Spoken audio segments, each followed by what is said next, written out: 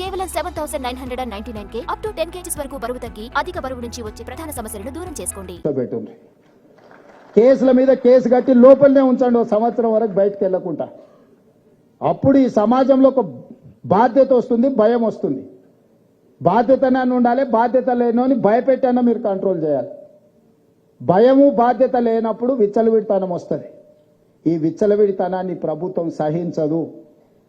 నేను స్పష్టంగా తెలంగాణ రాష్ట్ర ముఖ్యమంత్రిగా తెలంగాణ ప్రజలకు నేను చెప్పదలుచుకున్నా, ఇలాంటి నేరగాళ్ల పట్ల ఈ ప్రభుత్వం కఠినంగా వ్యవహరిస్తుంది. మీరెంత పెద్ద రాజకీయ కుటుంబమైనా, ఎంత పెద్ద వ్యాపారవేత్తల కుటుంబమైనా, ఎంత పెద్ద ఉన్నతాధికారులకు సంబంధించిన వాళ్ళైనా, I don't care anyone, I don't spare anyone. It is clear and loud. నేను అధికారులకు కూడా, డీజీపీ గారి, కమిషనర్స్కి అందరికీ నా ఆదేశాలు, ఇలాంటి వాళ్లను మొట్టమొదట శిక్షించాలి. వీళ్ళని శిక్షిస్తే మిగతా సమాజం ఆటోమేటిక్గా దారిలో పడుతుంది. కాబట్టి మహిళలకు రక్షణ, మహిళల మీద జరిగే దాడులకు ప్రధానమైన కారణము వ్యసనాలు, వ్యసనానికి లోనైన బానిసలు. డ్రగ్స్ కావచ్చు, మత్తు ఏదైనా, దీన్ని నియంత్రించాల్సిన అవసరం, నిరోధించాల్సిన అవసరం మన మీద ఉన్నది.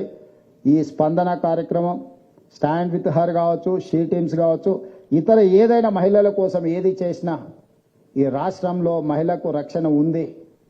తెలంగాణ రాష్ట్రం అంటే మహిళలకు రక్షణకు ప్రతిపదంగా తెలంగాణ రాష్ట్రం ఉండాలని నేను భావిస్తున్నా. మరొక్కసారి మా పోలీస్ అధికారులను అభినందిస్తూ, అదేవిధంగా పీస్ కమిటీ వాళ్ళందరూ వచ్చినందుకు, వాళ్ళని ఈ కార్యక్రమంలో పాల్గొన్నందుకు, భవిష్యత్తులో కేవలం మత కలహాలు వచ్చినప్పుడో లేకపోతే సమస్యలు వచ్చినప్పుడే కాదు, ఈరోజు సమాజం అత్యంత తీవ్రమైన సమస్యను ఎదుర్కొంటుంది. మీ యాక్టివిటీని కూడా భవిష్యత్తులో లోకల్ డీసీపీలు, ఏసీపీలు ఆ లెవెల్లో ఇంటరాక్షన్స్ పెంచండి, వాళ్ళని భాగస్వాములు చేయండి. వాళ్ళ గల్లీలల్లో మీరు నియంత్రించలేని కూడా వాళ్ళు కూర్చోబెడితే కొన్ని పరిష్కారం అవుతాయి. వాళ్ళు పరిష్కరించలేని వాళ్ళని మనం శిక్షించవచ్చు.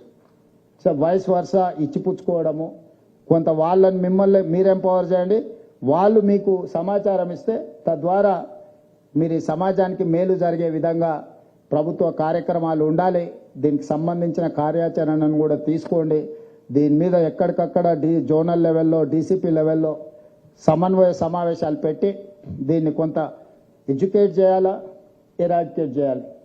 ఈ కార్యక్రమాలను తీసుకుంటారని పోలీసులకు ఆదేశాలు ఇస్తూ మీ అందరినీ మరొకసారి మనస్ఫూర్తిగా అభినందిస్తూ సెలవు తీసుకుంటాను.